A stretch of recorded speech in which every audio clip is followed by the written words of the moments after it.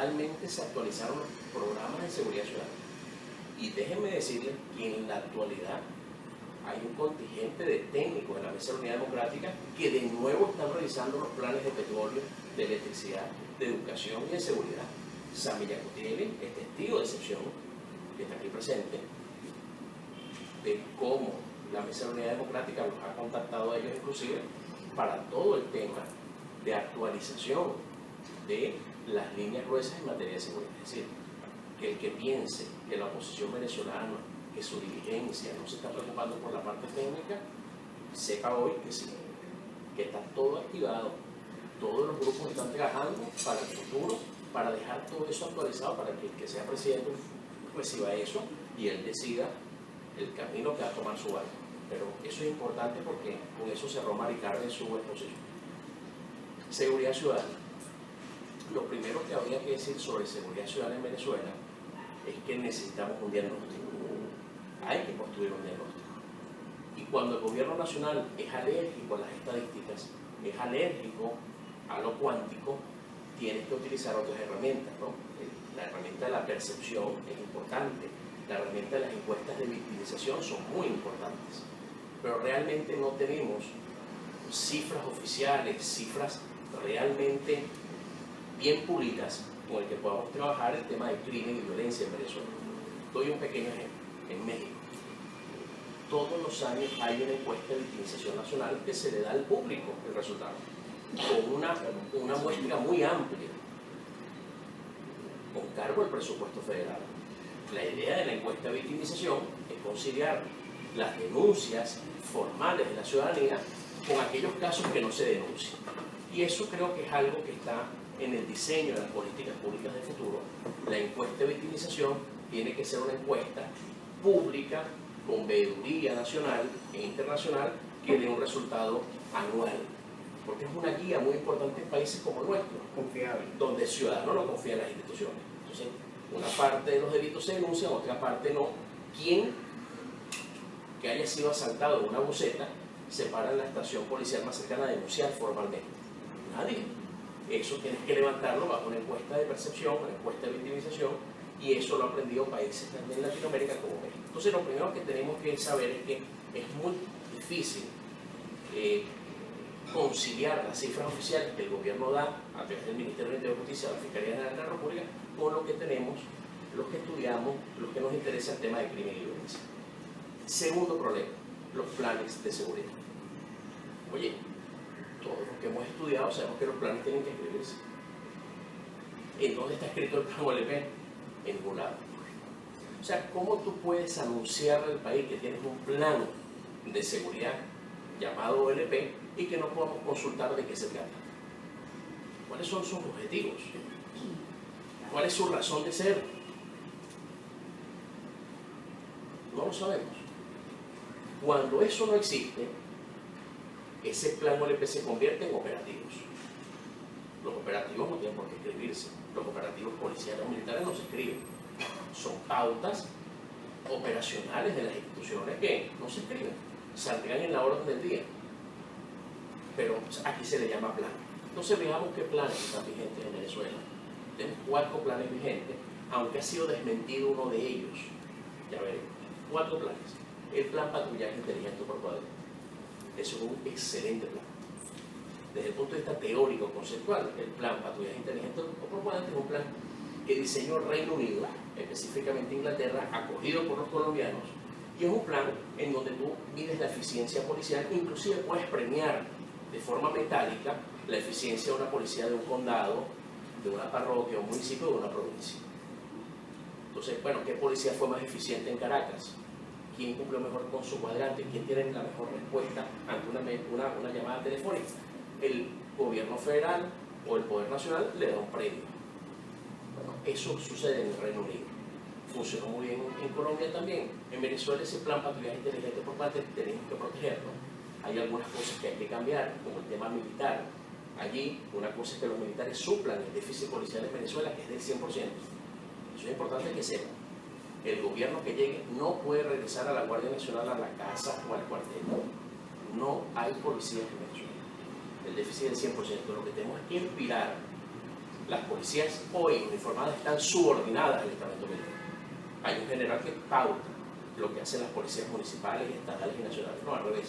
El militar viene en un futuro a suplir el déficit policial, pero bajo un engranaje de corte civil en materia de seguridad ciudadana. Pero, evidentemente, ese déficit es muy grande que tenemos. Entonces, patrullas inteligentes por parte no funciona en Venezuela, número uno, por ese erróneo papel de los militares en seguridad ciudadana, y número dos, porque no hay recursos. Para que el plan patrullaje inteligente por cuadrante funcione, necesitamos que cada radiopatrulla tenga un sistema GPS. Porque si yo te doy un cuadrante, yo tengo que verificar que tú cumplas ese cuadrante, que tú cumplas tu zona.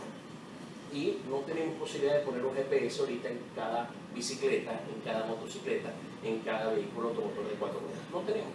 Entonces, de alguna manera, no hay salas situacionales que en tiempo real vean cámaras, que a la vez vean el despliegue de esas patrullas policiales en un mapa digitalizado, y estamos un poco anacrónicos, como en los países desarrollados ocurría hace 20, 30 años atrás. Eso lo estamos viendo ahorita. ¿Dónde se encuentra usted? ¿Dónde se encuentra localizado? Entonces tenemos ese gran problema de patrullaje inteligente por cuadrante. Déficit policial, el tema militarización, y no hay recursos para GPS, no hay recursos para salas situacionales que vean en tiempo real en dónde están sus radiopatrullas, incluyendo dónde están sus ambulancias y dónde están la gente de protección civil, que sería el triángulo de la seguridad integral que quiere el ciudadano. Mi ambulancia, con paramédicos, mi radiopatrulla y mi gente de protección civil, que es un apoyo para temas de desastre. Pero es un buen plan. El segundo plan es el plan de desarme. El plan de desarme, bueno, está escrito. La ley que regula el tema del desarme en Venezuela, la ley de control de armas y municiones y desarme, que está vigente en Venezuela. Ese es el plan, es una ley de la República. Lo malo es que es la segunda ley de la República que habla de desarme. Es el segundo plan de desarme del gobierno nacional y en ninguno de los dos momentos ha aplicado la ley. Solo aplica la ley y es para regular a la gente que se le hace aporte de armas, que lo quiere renovar. Pero, sí, por favor, ¿cómo está? ¿Tiempo se ve? Sí, no vale.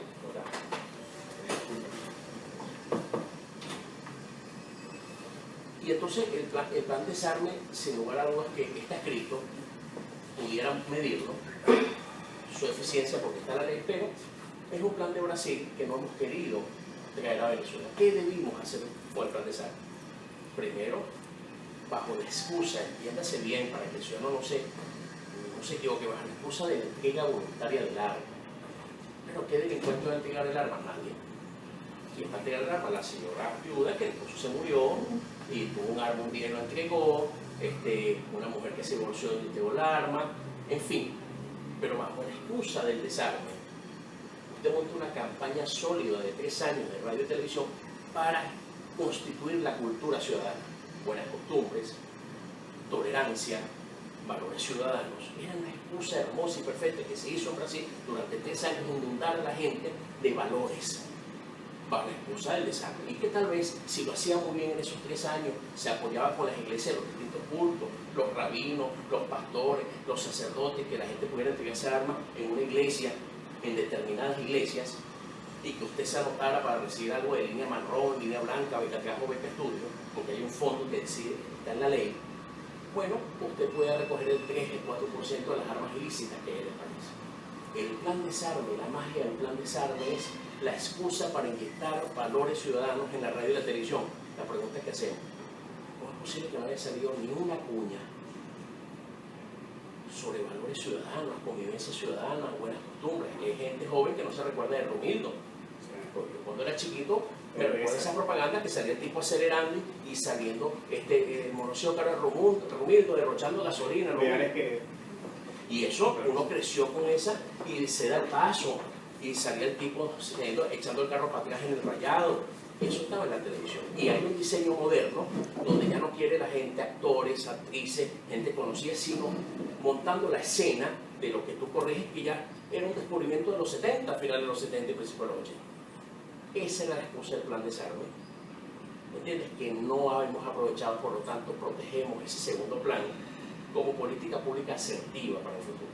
El tercer plan es muy malo, muy negativo, desastroso, inconveniente y nos dañó, que fue el plan pacificación. Que por cierto, el ministro del Interior y Justicia indicó que nunca existió. Lo acaba de decir hace apenas 2 horas, que nunca existió. sobre esa afirmación, lo único que uno pudiera decir es que existió un viceministro del Interior y Justicia que se fotografiaba con delincuentes y fusiles dentro del marco de la pacificación. De lo contrario, no tiene sentido que un representante del poder público en Venezuela haya estado fotografiándose con bandas violentas. Pero aparte de eso están todos los registros de los periodistas, donde inclusive en la área de Barlovento dan muestras de que se entregó recursos a los delincuentes para temas agrícolas. Por ejemplo, el Universal, antes de venderse, en la sesión expedientes, que es de investigación, en donde demostraron que con el dinero que se dio para planes agrícolas terminaron comprando camionetas y fusiles, dicho por la propia comunidad, y eso está bien. No se puede ocultar la verdad. El plan pacificación existió, como todos los planes, no escrito. O sea, como la mayoría de los planes, no escrito. Entonces el plan pacificación dio nacimiento a lo que se llamó las zonas de paz. Eso fue un invento de Venezuela, ¿no? Eso es un invento centroamericano. Desde el punto de vista de la criminología hay una corriente que es la corriente romántica, que se respeta. El romanticismo siempre se respeta en toda ciencia. ¿Cuál es el pensamiento romántico de la criminología? Oye, el delincuente no es un producto social, sí. El delincuente no es culpa de todos, sí. Es culpa de todos. Nadie nace delincuente que la mamá siendo delincuente. Algo pasó en su entorno que lo convirtió en delincuente. Bueno, pero es que la familia es la pieza, pero también está el Estado, las iglesias, los distintos cultos. Es decir, nadie pudo atajar como instituciones socializadoras primarias para que esa persona se convirtiera en delincuente. Entonces, de alguna manera todos somos culpables. Eso es correcto. Entonces, la criminología dice, si todas esas premisas son válidas, es hora de que al delincuente no se le persiga, sino se le dé la mano a mí, darle la oportunidad de hacerlo. Y lo enseñaron en Centroamérica con algo que se llama las maras. Abuelos fueron de las maras, padres de las maras, hijos de las maras, es decir, es un tema generacional. ¿Qué pasó en Centroamérica? Que sentó el jefe policial, el jefe militar, con las maras a llegar a convenios, medio funcionaron los convenios, pero el delincuente gana demasiado dinero con sus actividades ilícitas. En Venezuela se ensayó lo mismo, allá fracasó, y aunque fracasó, aquí pensamos que podíamos haberlo hecho distinto. Y sentamos a los jefes policiales, porque nos consta, y a jefes militares con delincuentes en la misma mesa. Entonces usted podía tener, podías tener al director del 6CPC en una mesa, pero con un jefe de una megabanda criminal. Un papel que no quería, y nos consta, no querían jugar los jefes policiales. Yo no me voy a sentar con el tipo que yo estoy buscando. Pero el gobierno es gobierno. Tuvieron que sentarse en esas mesas, y ese plan de pacificación trajo como consecuencia recoger las fuerzas policiales y militares en determinadas zonas para permitir que el Ministerio de Interior y Justicia de aquel entonces pudiera llegar a convenios de transformar a los delincuentes en temas agrícolas o industriales y temas estudiantiles. Bueno, ¿qué hizo? La ciudadanía quedó sola en determinadas zonas, sobre todo en el estado Miranda, quedó sola. Y tú, para poder ingresar como fuerza policial, tenías que tener la buena pro del ministerio. Mire, que hay que recoger muertos, está médico forense, tengo que ir para allá. Hasta que el ministerio no te dijera que tú podías recoger el muerto, no podías entrar a la zona de paz. Eso fortaleció a las bandas criminales que aprendieron en las mesas de negociación a reconocerse. Porque estaban los jefes de bandas distintos.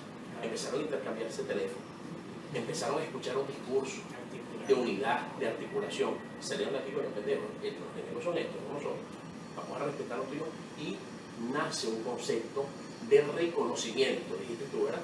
De reconocimiento, gracias, hermano, de reconocimiento entre ellos. Eso lo generó el plan de pacificación. Y creamos la tormenta perfecta. Cedimos territorio, reprovimos a las fuerzas policiales, la ciudadanía, sobre todo rural, se sintió desguarnecida. Cada vez que la policía podía hacer algo allá y alguien conversaba con policía era perseguido. Bueno, la tormenta perfecta. Y una figura importante que pensamos que era algo mitológico o fabulador, los pranes. Los pranes comprendieron, tengo esta papaya, lo mismo que tengo en la cárcel, que esta es mía, tengo zonas de paz que son mías. Y empezó el acuerdo entre pranes y estas bandas locales, y nace en Venezuela, de alguna manera u otra, el concepto de megabanda criminal, que es un concepto de la criminología patria. Así como la criminología patria reconoce las maras en Centroamérica, pero en nosotros reconocemos que existe una estructura que se llama megabanda, que después hablaremos. Entonces, ese plan de pacificación, zonas de paz, fue emitido por el gobierno. bueno, fue un gran desastre en políticas públicas, fue un plan que jamás debimos haber tenido, sino dejarlo en la historia, en las páginas de la cronología como algo que no se debe hacer.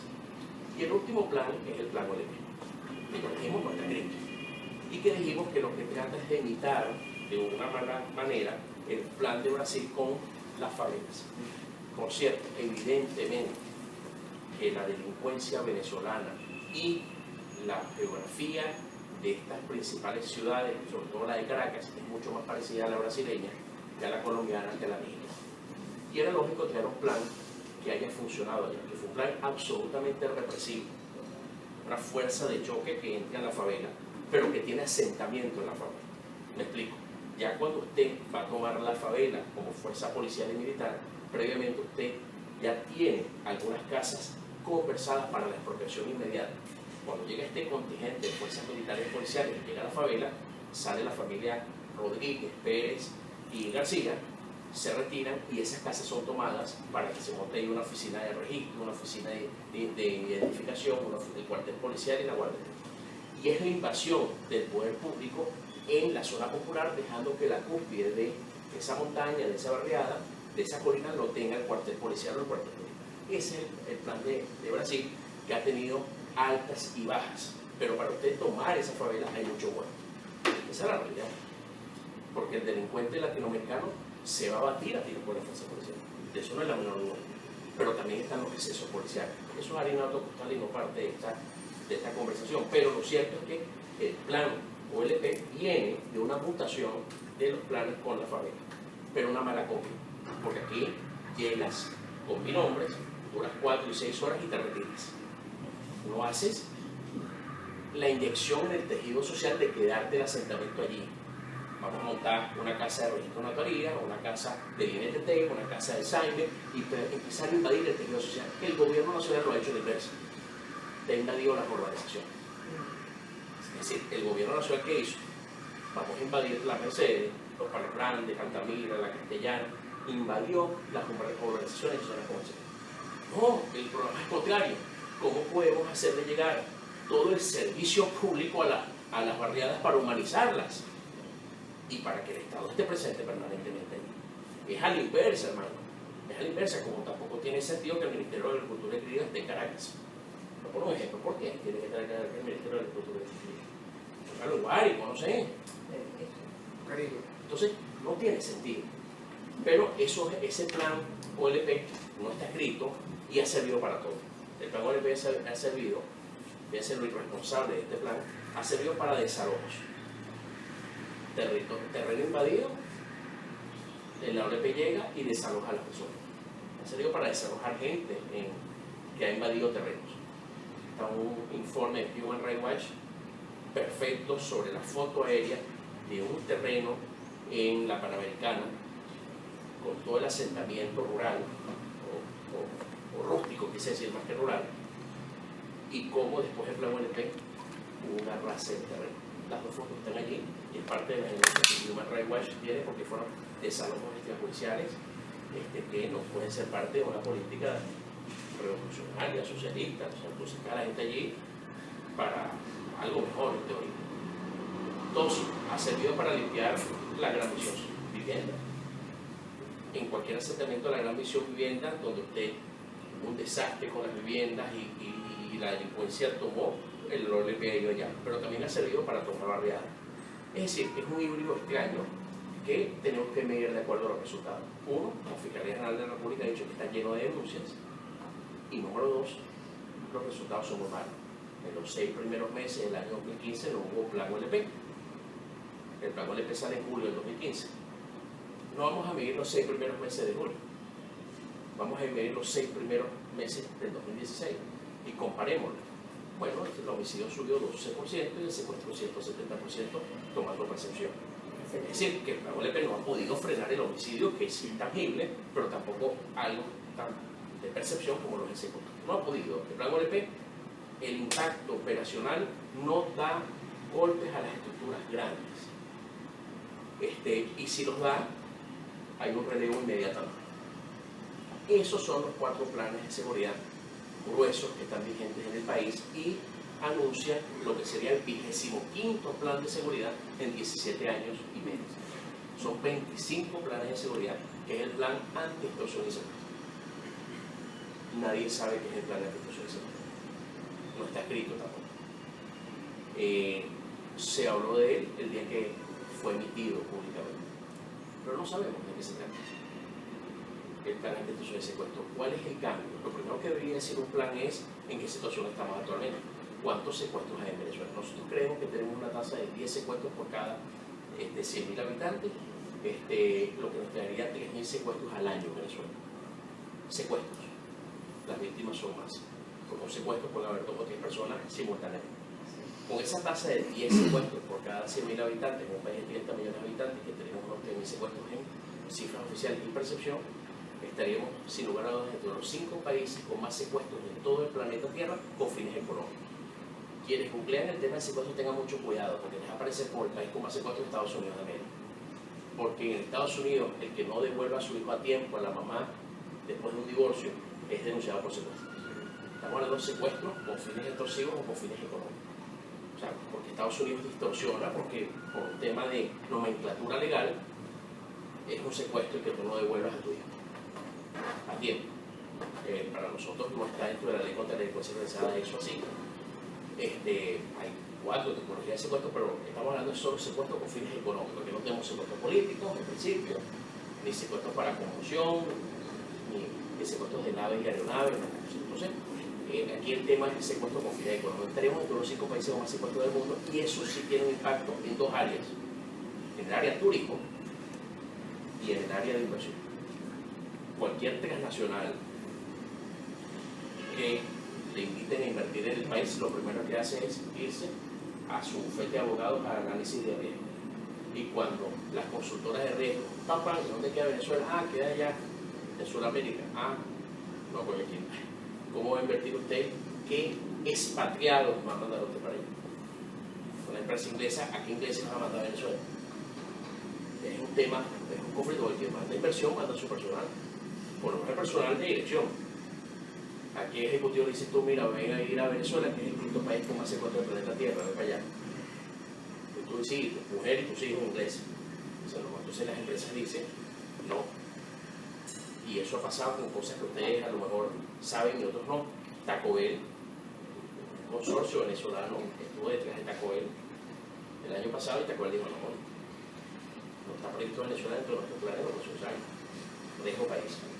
Y el riesgo también es ahora riesgo de seguridad ciudadana, no solo seguridad jurídica. Es decir, tenemos un problema que aleja la inversión, aleja el turismo, y eso se debe a seguridad ciudadana. Entonces, pudiéramos decir entonces que ciertamente hay 5 planes de seguridad, solo 4 reconocidos por el gobierno, porque el gobierno ya no reconoce el plan de pacificación de zonas de paz, aunque la información oficial es que ese plan sigue gozando de buena salud por sectores del gobierno nacional.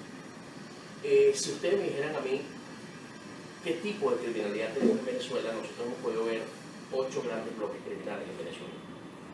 Tenemos el primer bloque, que es el más complicado, que es el más difícil de nocionar en un futuro, que es el bloque que le llamamos bandas y megabandas criminales. ¿Por qué? Porque esta es una delincuencia que no está ideologizada, una delincuencia que no tiene fronteras territoriales, y es una delincuencia muy involuntariada, agresiva. Yo creo, sin lugar a dudas, que las bandas criminales en Venezuela, las bien estructuradas, ya están coqueteando con el negocio del tráfico ilegal de la cocaína. Hay transversalmente las grandes estructuras criminales en un país como el nuestro están trabajando con cocaína. Sí, tú secuestras, tú robas, pero en el fondo tú estás protegiendo espacios territoriales para almacenamiento y consecuente distribución de cocaína. ¿Por qué?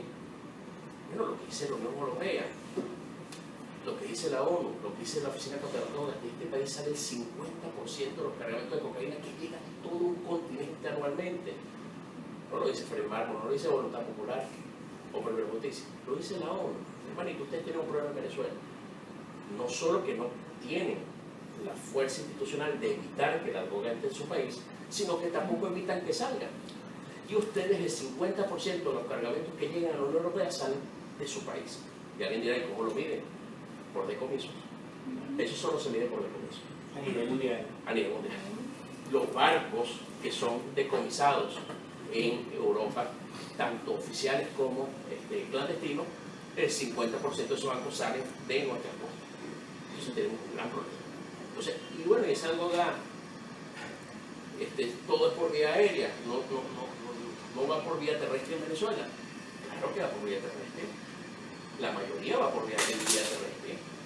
Y las bandas criminales y las megabandas criminales son parte de la protección de este torrente de cocaína que tenemos, que por cierto, no solo los fusiles y las granadas provienen de nuestros parques de armas, sino que se sabe que los grandes cargamentos de cocaína vienen acompañados de fusiles para proteger la ruta, para armar a sus fuerzas, estas fuerzas delincuenciales, para proteger y no dejarse golpear por otro cartel. Entonces tengamos mucho cuidado, porque el primer bloque es de bandas y megabandas, y es un bloque realmente de muchos jóvenes, muy complicado. El segundo bloque, que no es poca cosa tampoco, es el planato carcelario. Ese segundo bloque criminal, nosotros creemos que tiene el control del 70% de los centros penitenciarios del país, con invasión en el tejido social. Por supuesto que es un bloque criminal que puede ser golpeado más rápidamente con la construcción de más y modernas cárceles de corte pequeño, máximo de 500 espacios para reclusos. Esto usted pudiera empezar a sacar de las cárceles existentes a los reclusos de mejor comportamiento, para no contaminar estos nuevos centros penitenciarios, y empezar a secar al PRAN, al líder negativo, con pocos recursos. No es posible hacerlo, se tomará la fuerza de la cárcel y no habrá otra manera de hacerlo, ¿no? Lo que está pasando en las cárceles es la tierra de todo lo posible. ¿Posibilidades de que estén saliendo y entrando? La hay. Hay posibilidades de que hayan delincuentes saliendo de algunos centros penitenciarios a secuestrar, extorsionar, a robar y regresar. Lo hay. Es factible, es posible que eso pase. Entonces, esto realmente es una tontería. ¿Cómo hemos permitido durante casi ya 10 años la llamada pernota judicial? Es decir, que el PRAN pueda hacer su fiesta en la cárcel y que por algunas radios comunitarias se haga publicidad de esa fiesta y que la barriada pueda ir a la cárcel pagando su entrada, y las muchachas sientan que pueden estar el viernes de la noche y sábado domingo allí, en esa cultura carcelaria de consumo de drogas, licor, y eso es una locura. El tercer bloque criminal es el bloque de los colectivos armados y violentos. Tema que creo que al señor Freddy Bernal le molesta cuando lo digo. Los colectivos armados y violentos realmente pueden estar presentes en el 10% de las parroquias del país, que son unas 1.500 parroquias. Tal vez en 150 parroquias haya uno o más organizaciones de colectivos armados instaladas allí. Al no estar el Estado presente, al no estar la institucionalidad presente, ha permitido que una estructura como los colectivos resuelvan temas de desalojo, resuelvan problemas de violencia doméstica, resuelvan problemas de pareja. Es decir, el colectivo te puede llegar a tu casa y decir: mira, la persona que le pega a tu esposa está muerta. Mira, tienes 24 horas para ir, tu esposa ya no te quiere aquí, te vas. Eso está pasando con los colectivos armados. Es decir, son jueces de paz, son prefectos, son jefes de policía, hacen todo, y mucha gente en la comunidad lo agradece. Tengo a una autoridad que respetan aquí, que respetan, y que me puede hacer que el inquilino me pague, puede hacer que me cuiden de verdad, que los delincuentes no se metan conmigo. Esos colectivos armados tienen esa faceta. También tienen la faceta del control de los juegos en vista y azar. Tienes un casino en el 23 de enero, donde te puedes llegar, tienes parquero, tienes tu casino de dinero manejado por el colectivo, es tu casino. En el 23 de enero hemos llegado a eso. Pero también tiene el rostro de que están secuestrando. Los colectivos armados, algunos de los colectivos están secuestrando en este país. Y lo sabemos por triangulación de llamadas, y las zonas donde se están efectuando las llamadas son zonas donde no puede trabajar la delincuencia común, sino los colectivos. Están secuestrando, están metidos en el negocio de la droga, y es un problema mucho más sencillo de resolver que los primeros dos bloques. Los colectivos, como son fuerzas ideologizadas, ante un cambio de gobierno es más fácil hacer puentes para decirles: se acabó la fiesta, la transición y chao. Es mucho más fácil haber ideología de por medio, al no haber bandera, como no lo tienen los planes y las bandas ilegales. Entonces el tema de los colectivos es un tema complicado. ¿Serán los guardianes de la revolución? No lo sabemos, habría que verlo en los tiempos que vengan, los tiempos venideros, pero lo cierto del caso es que son un problema en seguridad ciudadana y son gente que, bueno, ahí la institucionalidad no se ve. El Ministerio de Justicia y los planes de seguridad golpean, o tratan de golpear a bandas y megabandas, con más sutileza el tema de planes, pero bajo ningún modo golpeas el tercer bloque criminal, que es el bloque colectivo armado y violento. Y hay que hacer una secuencia, comisario Marvaki. Hay que hacer una secuencia. Bueno, hablemos de Luis Fernández Delgado, el director fundador de la Policía Nacional Bolivariana. Luis Fernández Delgado habrá perdido el cargo de director de la Policía Nacional por haber metido preso a miembros del colectivo Ho Chi Minh. Es una pregunta que yo le hago a Luis Fernández, compañero mío de promoción, de posgrado. Yo creo que sí lo perdió por eso, por haber metido preso a gente del colectivo Ho Chi Minh en el Junquito. 2. Roger Torres perdió su cargo por el problema que hubo con Tierras Raíces en Quintacrá. O sea, por lo menos la gota que derramó el vaso, de un vaso que ya no mejor le hacía ruido a Maduro, pero esa fue una gota que derramó con él. No lo sé, pero parecía que los colectivos son una institución. Por cierto, yo siempre sostenía que la OLP nunca entregaba a la parroquia 23 de enero, siempre lo sostenía. La OLP nunca entrega a la parroquia 23 de enero. Bueno, la OLP entró a la parroquia 23 de enero. Pero la información que tenemos es que entró por el colectivo para perseguir a las bandas criminales. Y esa era una noticia que tenía que ver. En estos bloques criminales, los bloques criminales no están cohesionados entre sí. Al contrario, bueno, como usted dice, los bloques criminales están encontrados entre sí por un manejo del territorio. Así como hay gente del bloque bandas y megabandas trabajando con planes, que puede haber una conexión, entre ellos hay problemas que han tratado de irlos superando y han tratado de entender que el enemigo es otro, pero entre ellos hay roces y vemos a cada rato una mortandad de una banda con otro, y eso no se va a acabar porque no tienen bandera. Pero entre bandas y megabandas y los planes, que es el segundo bloque, tratan de ser convenios enfrentados con el bloque colectivo armado y violento. Eso es agua y aceite. Pudiera ser una buena noticia, que no estén todos como las maras, que es una sola fuerza. Entonces los colectivos son una contraofensiva allí porque todo el mundo quiere proteger su negocio. Y esas son noticias. El cuarto bloque es lo que nosotros llamamos, criminológicamente, los colectivos serían los guerrilleros urbanos. Porque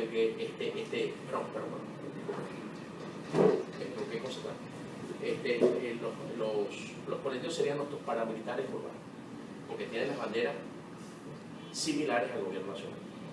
Y el cuarto bloque es el Frente Bolivariano de Liberación. Esos son nuestros paramilitares rurales. Entonces, en los boliches, y quien habla de ella siempre es Sebastián Barraez, de Quinto Día, que tiene un perfecto retrato de los boliches en Venezuela. Los boliches son una fuerza paramilitar rural que está manejando, por supuesto, todo lo concerniente a la cocaína, y todo el tema extorsivo. Ahí lo tenemos 3.000 hombres del Frente Bolivariano de Liberación dominando a Apures, Valguera y Táchira este tema, pero la buena noticia es que están enfrentados contra otro bloque, que es el bloque extranjero, que son FARC, ELN y paramilitares que hacen vida en el país, y voy a hablar de 2 casos en donde el ELN, en donde la FARC lo secuestró en Caracas,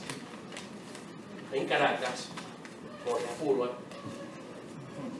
Banquero y García Bellutini, secuestrados por la guerrilla en Caracas,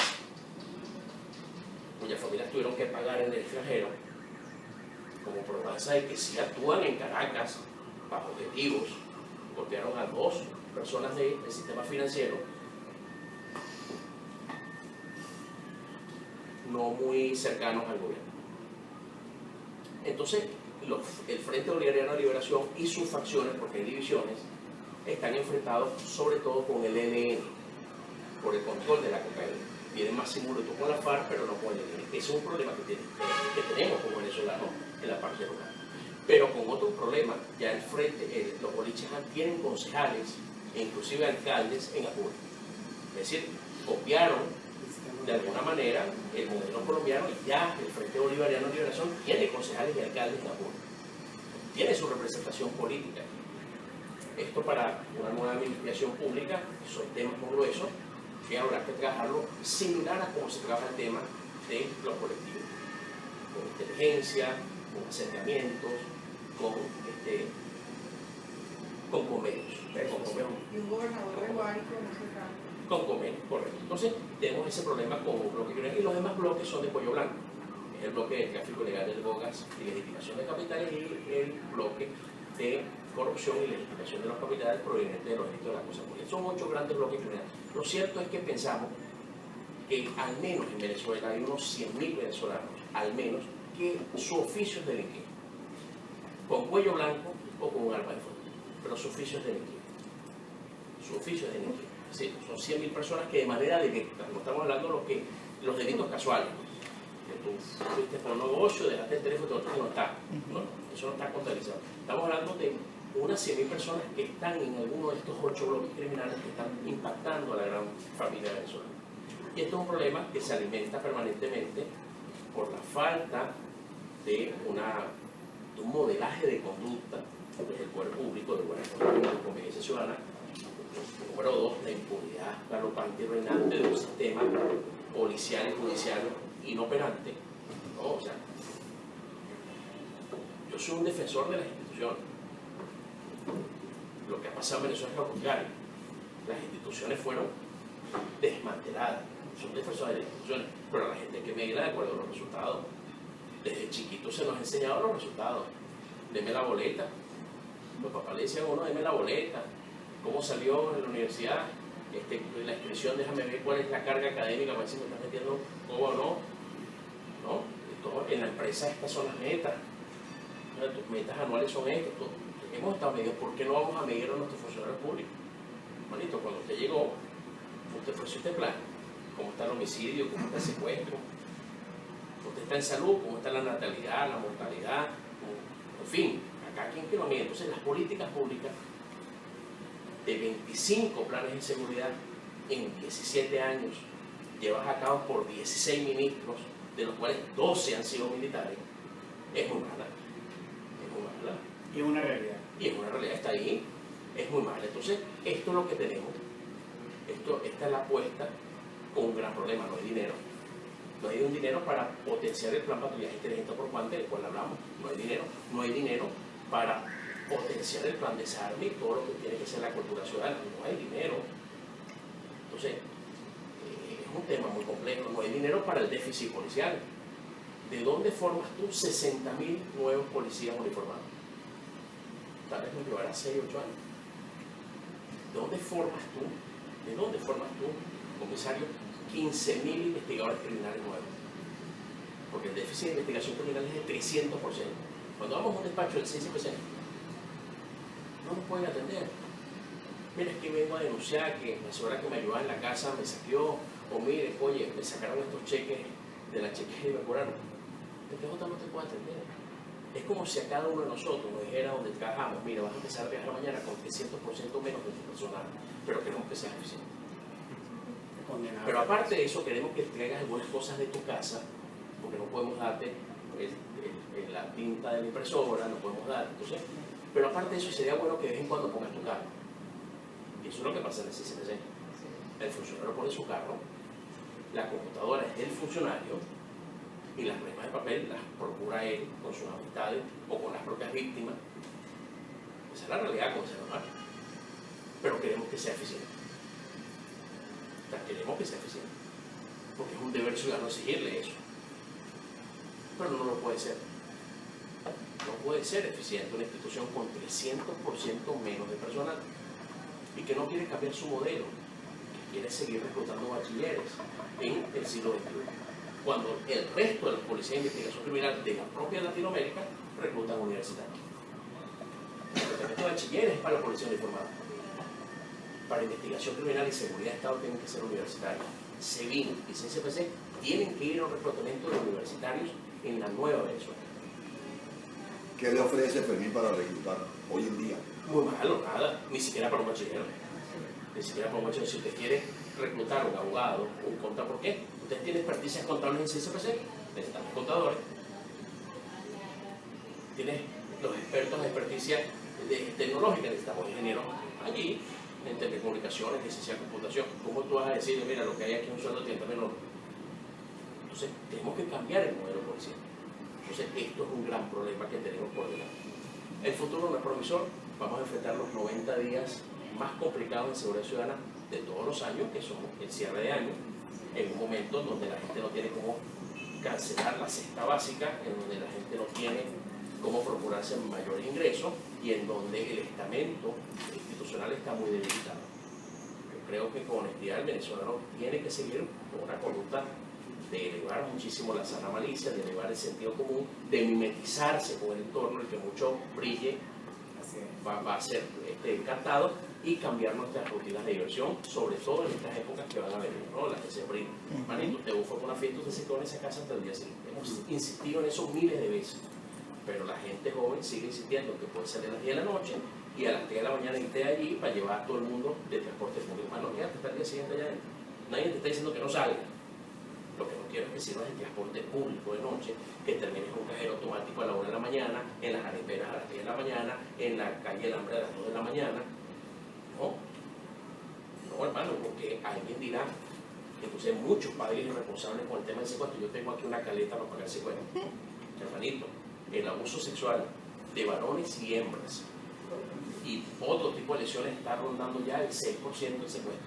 O sea que ya 100 secuestros, hay 6 personas que o la sometieron a actos lascivos, a roceo, besuqueo, o la penetraron, o la golpearon. O sea, que hay papás que dicen, no, que yo tengo una caleta aquí de $10,000 con eso resuelve. Qué bien que tiene esa fortuna, hermano. Y es chévere porque eso es un plan que hay que tener. Pero, hermano, invierta en prevención mental, porque a su hija se la pueden devolver violada. Esa es la realidad. O al varón le ponen a hacer sexo oral, de maldad. Entonces, eso está pasando, pero eso no se dice. Eso no sale en la prensa. Pero esa casuística está allí, en ciencia forense de Bellomonte. Está allí. Entonces, yo creo que sí hay que elevar la sana malicia, el sentido común, la prevención, para entender que la calle, a determinadas horas, realmente hay una cacería que las fuerzas policiales se han recogido porque no tienen vehículos, no tienen personal, las solicitudes de baja en las policías está así, países del sector privado como escolta, entre otras cosas, gente que quiere cambiar de ramo, no quiero ser más policía, quiero meterme al comercio, hacer otra cosa, por el riesgo. Yo quería dar unas cifras allí sobre muertes de policía y con esto voy cerrando. Que bueno, en otros países esto sería un escándalo. Yo creo que en este país el ministro no puede ir a cada velorio de policía porque no trabajaría. En el 2013, 295 policías y militares fueron asesinados. En el 2014, 338. Policías nacional o puedo decir Caracas. Digo Caracas ahorita. Venezuela. Venezuela 2013, 295. Caracas 100, número redondo. 2014, bueno, yo tengo aquí un apuntador, Omar Vázquez Lagonel. 2014, 338 policías militares, en Caracas 131. 2015, 337 policías militares asesinados, Caracas 148. Y 2016, el cierre de agosto eran 304 a nivel nacional. Es decir, que este año pudiéramos superar el resto de los años. Entonces, no tengo cierre Caracas, no sé si quiere comisario cierre Caracas agosto. Ahorita agosto, papá. Cierre agosto, yo tenía 304 a nivel nacional. A nivel nacional, bueno, hoy hoy amanecemos algo así como 310 y 92 áreas metropolitanas. Perfecto. 92 áreas metropolitanas. Gracias, comisario. Pero sí vamos a superar lamentablemente la cifra de los 30 de año. En otro país, el gobernador asiste a cada entierro de un policía asesinado. Aquí no habría posibilidad de ir. Perdón, aquí mataban un policía, yo recuerdo, o sea, el presidente dijo para recordarlo, y eso era un escándalo nacional. Pero bueno, ¿Cierto? ahorita pasa, es una noticia más. Es que ni siquiera te da tiempo, es que no te da tiempo de enterrar a un policía para asistir al velorio del otro. Eso es lo que está ocurriendo en Venezuela, Sí, es correcto. sobre todo en Caracas. Entonces, yo creo que visto esta realidad, no me perdería nada nuevo para estos 90 días en cuanto a políticas públicas. si la mejor apuesta fue el plan antiextorsión y secuestro y fue lo que anunciaron, no sería muy provisorio lo que uno pudiera decir, ¿no? Yo creo que vienen tiempos donde el gobierno tiene una ambición, eso sí saben ustedes que manejan esta línea política, pero un tema de gobernabilidad, un tema de estabilidad, pero el tema de seguridad ciudadana está solapado y hace mucho ruido, impacta mucho, pero el tema del hambre y el tema de la salud se solapa un poco el tema de seguridad y no creo que vaya a tener mucha atención. Insisto, yo sí creo que uno apuesta porque las cosas salgan bien. Claro que sí. Y hay talento. Oye, porque uno vive aquí, hermano. Cada vez que sale la esposa en la calle con tus dos hijos, es aquí. Entonces, evidentemente que uno quiere seguir apoyando políticas públicas correctas y mucho más si tienen buen resultado. ¿Qué importa? Porque se trata de la seguridad de nosotros. Pero realmente el efecto que la razón de ser de todo, pues el resultado es malo, es muy malo.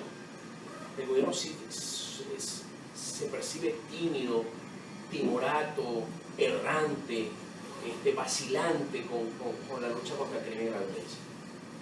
Y las políticas sociales, porque con esto se termina, prometido. Una cosa es la misión de los 10 primeros años, que una misión de un impacto represivo, porque hay un territorio que recuperar, hay más de 10.000 personas solicitadas por delitos violentos que hay que detener, hay 3.000 personas solicitadas por delitos violentos y acosos en Venezuela que gozan de libertad, que hay que capturar, y por supuesto que no andan solos, andan protegidos, que hay que capturar, que hay que enfrentar, y por supuesto que en esa política represiva viene algo muy feo en la sociedad, vas a ampliar las cárceles y vas a ampliar los cementerios. Y eso da dolor decirlo y da pena decirlo, pero la gente hay que hablar claro. Pero paralelamente a ello, tenemos que detener la fábrica que hace delincuentes. Niñez abandonada, embarazo precoz, paternidad irresponsable, deserción escolar, que no nos corresponde a nosotros en seguridad ciudadana. Es una tarea de otros equipos multidisciplinarios. Pero hermano, tienes que parar la fábrica en Venezuela de embarazo precoz, y eso solo se hace con educación. Cómo las instituciones socializadoras primarias pueden arropar este problema, la educación formal, las iglesias de los distintos cultos. Tenemos que volver a acercar las iglesias a Venezuela, los pastores, los rabinos, los sacerdotes.